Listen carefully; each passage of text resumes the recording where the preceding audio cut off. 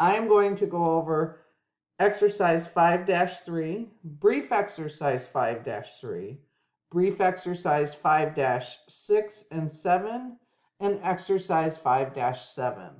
So you can pick and choose what you actually look at.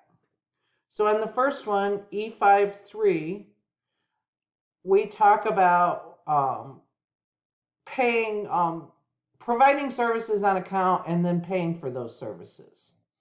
So on March 12th, Medical Waste Services provides services on account to Grace Hospital for $11,000, terms 210 net 30. That's how that's spoken.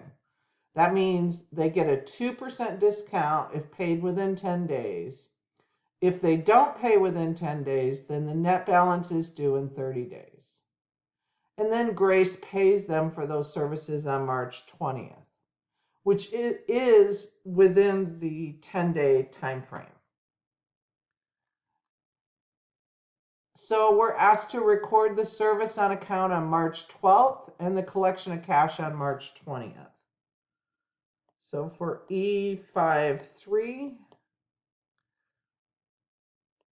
on March 12th, it's the same thing we've always done, debit accounts receivable for the $11,000 and credit service revenue for the $11,000. Note that we actually record the full amount because we don't know if they're going to take that discount when we record the services. So on March 20th, when they pay us for those services, we're going to debit cash. We're going to debit an account called sales discount. Sales discount is a contra revenue account. We want to keep any discounts separate from the revenue account. In other words, we don't want to muddy the waters. We want to be able to look at our accounts and know how much of a sales discount we offered. Plus, we can't debit revenue. We've made that rule a while back.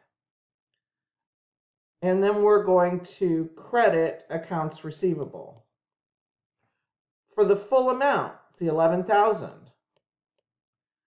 because we need to close out that accounts receivable. However, we're not going to get $11,000 in cash. We're going to get $10,780 because our sales discount was $220, which is 11,000 times 2%. And the 10,780 is 11,000 minus this number, the 220. Okay, that's E5-3.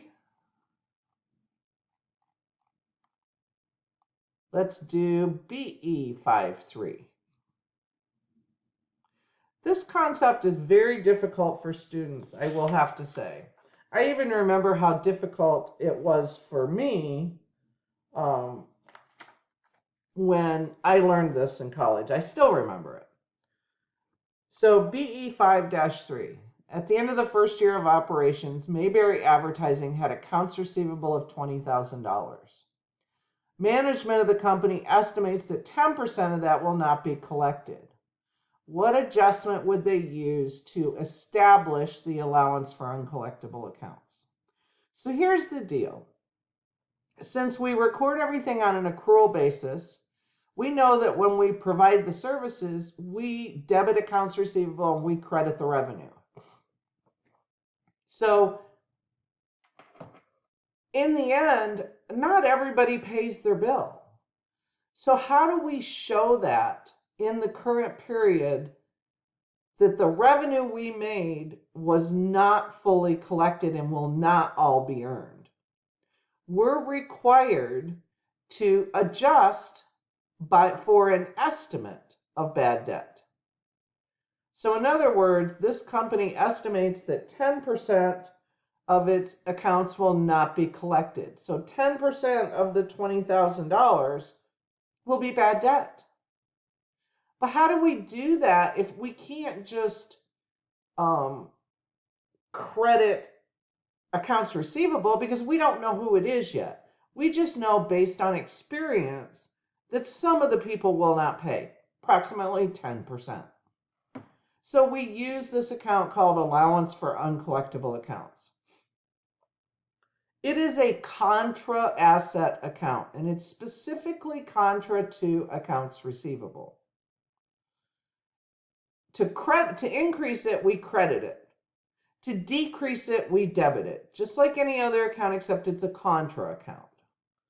So what's the adjustment we make here? Well, we're going to debit bad debt expense.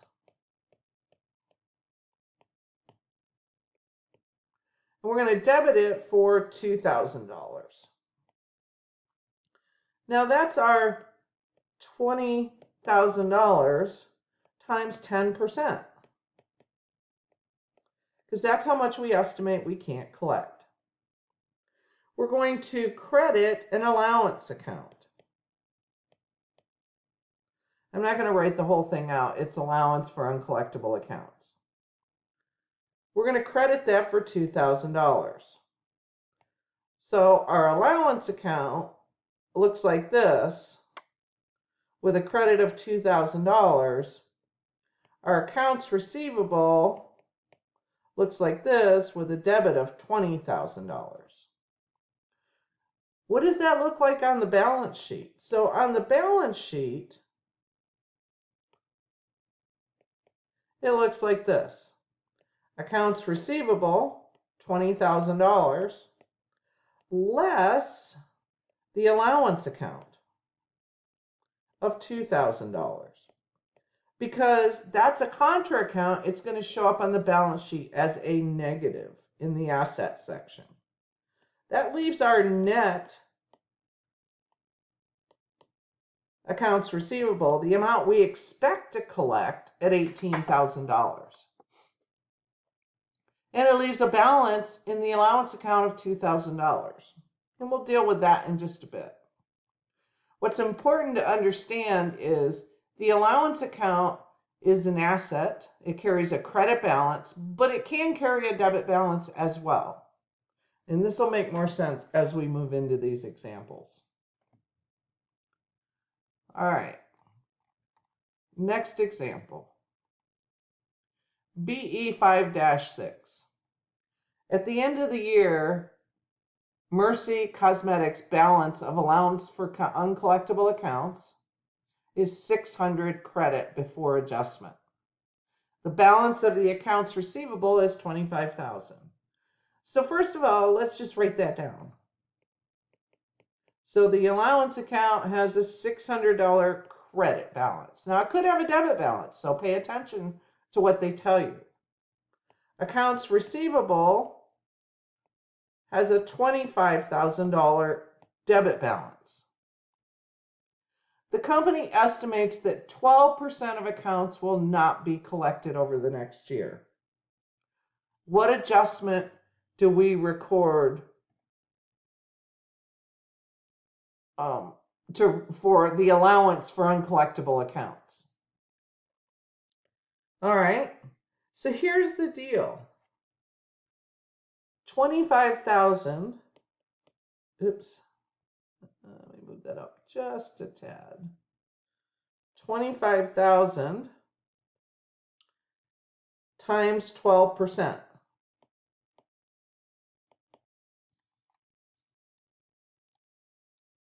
is $3,000.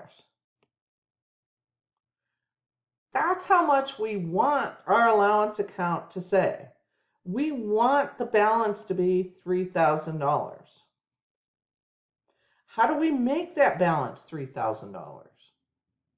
This is an important concept because it's going to show up on the balance sheet as 25,000 in the accounts receivable and 600 in the allowance. if we don't make an adjustment. We want it to say 25,000 in accounts receivable on the balance sheet and 3,000 in the allowance account on the balance sheet, because that shows the net amount we expect to collect of the 25,000. So what does our entry look like? Well, it looks like this. Bad debt expense, debit 2,400, allowance account, credit 2,400. And that makes our balance equal 3,000. So that's the way you want to look at this. You want to look at what you want the balance to be in the end, and that's the percentage that they give you. They estimate that 12% of the accounts will not be collected over the next year. That's that number. That's what you're going for. All right, let's do another example. That was BE 5-6. Sorry, let me just get organized here. And now let's do BE 5-7.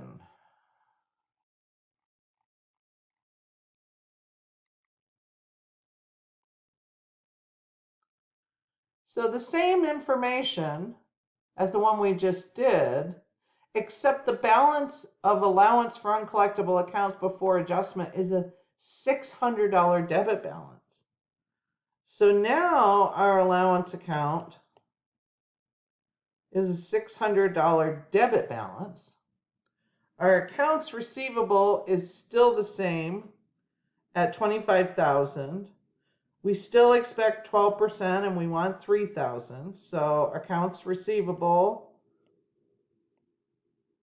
25,000. So 25,000 times 12%. I think it was 12%, wasn't it? Yep. Equals $3,000. So we still want our balance to be a credit balance of $3,000. What do we need to put in the allowance account to make that happen? So the entry we'll make here is bad debt expense.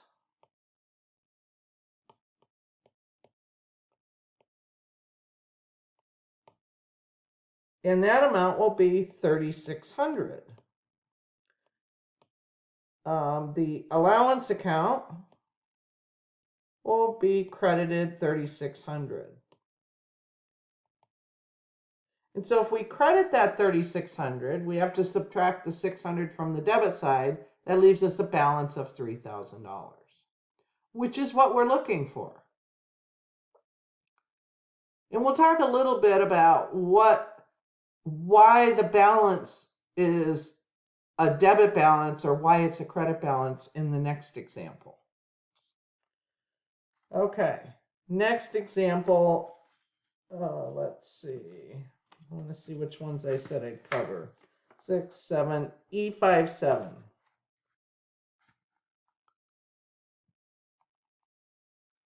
So let's go to E57. During its first year of operations, and this is an important statement because it means that they can't possibly have a balance in the uncollectible account because it's their first year of operations. Pave Construction provides services on account of $160,000. By the end of 2021, cash collections on these accounts total $110,000. So you should stop right there, write down your accounts receivable, and figure out what the balance is. How do you figure out the balance? Well, you have to multiply stuff, right? You have to figure out or you have to add and subtract stuff. So you start with providing services on account of $160,000. they've collected $110,000 because remember, when they pay you, you credit accounts receivable and debit cash. So our new balance is 160 minus 110, or $50,000. That's what we use. Don't use the 160 or your numbers will be off. They estimate that 25% of the uncollected accounts will be uncollectible. Okay, $50,000 times 25% equals 12,500. That's how much we expect not to collect. And that's in 2021. In 2022, they write off uncollectible accounts of 10,000. Okay, we'll talk about that in a bit. So first, record the adjustment for uncollectible accounts at December 31st. And we've said at the end of the first year, we expect not to collect 12,500. So our journal entry would be to debit bad debt expense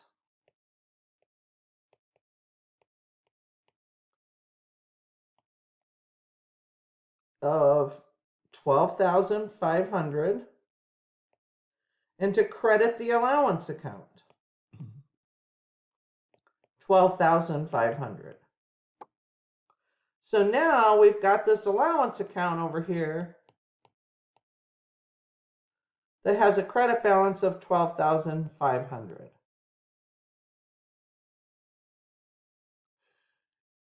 And now number 2 says during the next year, 2022, the company writes off uncollectible accounts of 10,000. Now it's important to understand when it says the company writes it off, that's not bad debt. We've already recorded the bad debt. What's happening here is those people we said wouldn't pay, don't pay.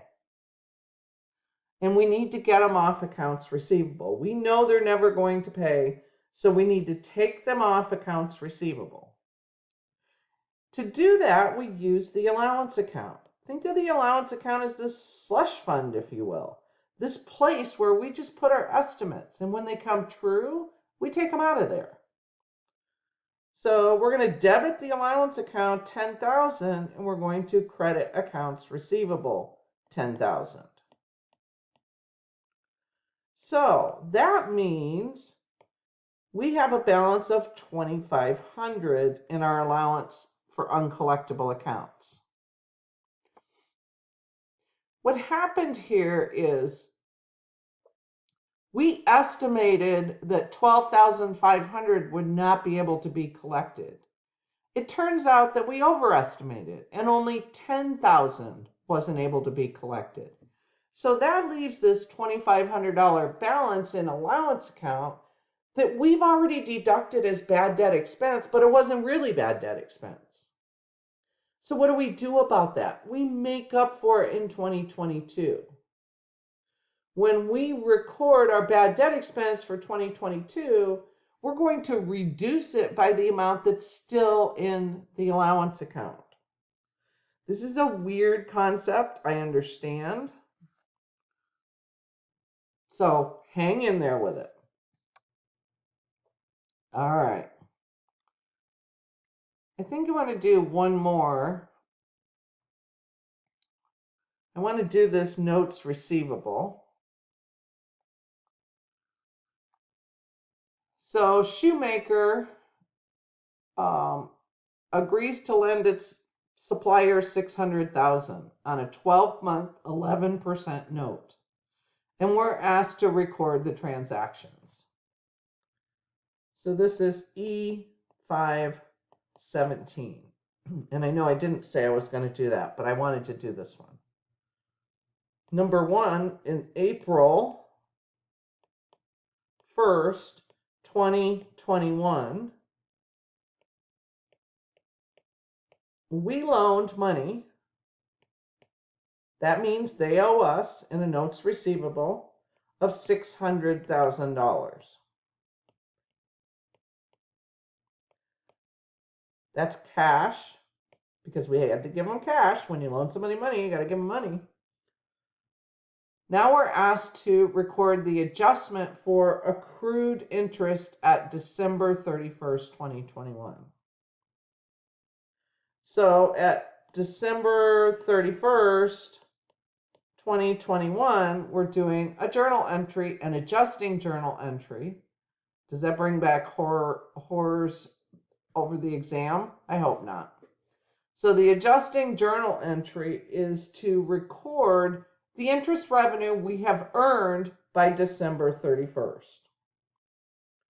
So that would be, we're going to debit interest receivable, because they're not paying it to us yet. Sorry, my writing's horrible. And to credit interest revenue. And the amount is $49,500.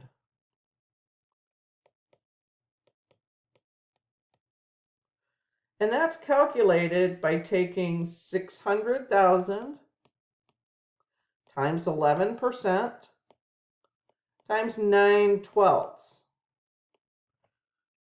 or 600,000 times 11% divided by 12 times 9. So in other words, you come up with a monthly amount and multiply it by the number of months. April through December, April 1st, so the beginning of April through the end of December is 9 months. Then we're asked to record the cash collection of the note and interest on April 1st, 2022. Here's where it gets a little tricky. On April 1st, 2022, the company is going to receive some cash. They're going to credit notes receivable.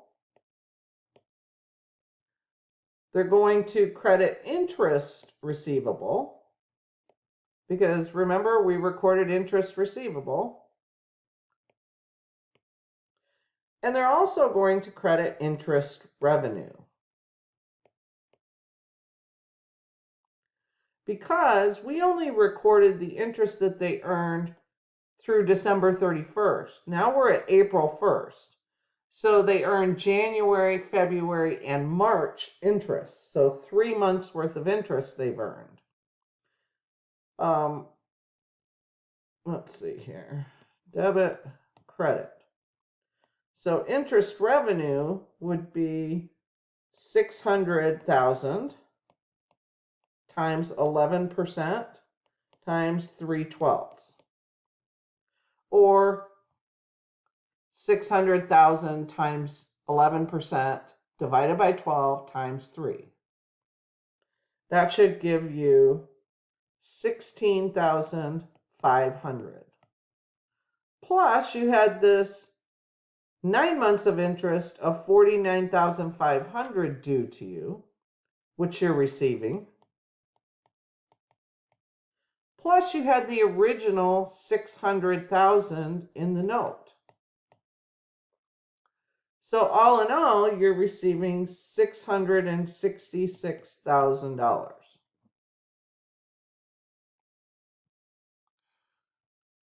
All right, I hope these help you.